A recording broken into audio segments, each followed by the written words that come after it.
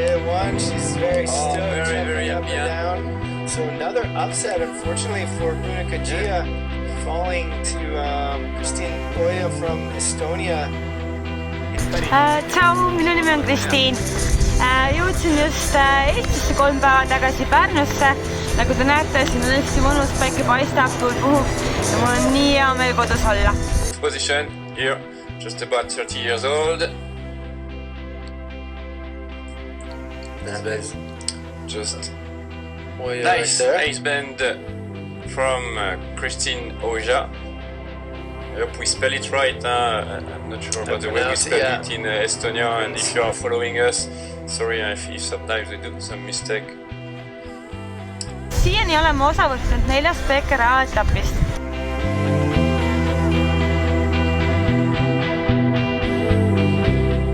Kolmel viimasel võistlusel olen ma tulnud 7. Konkurents sellel aastal on hästi tihe, hästi palju on tüdrukuid, kes teevad handlepasse.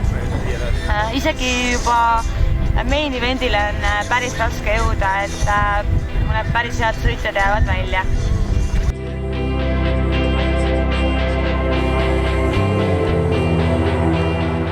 Hetkel olen ma Eestis.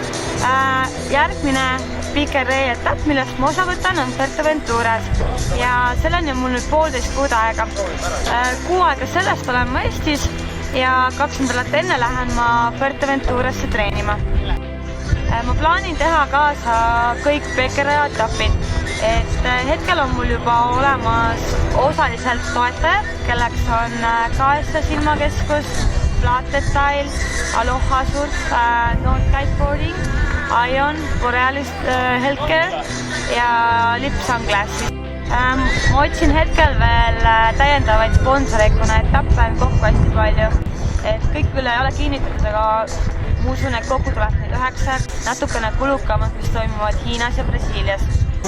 Hetkel olen ma seotud ühe põneva videoprojektiga, milleks on Gypsies on Tour.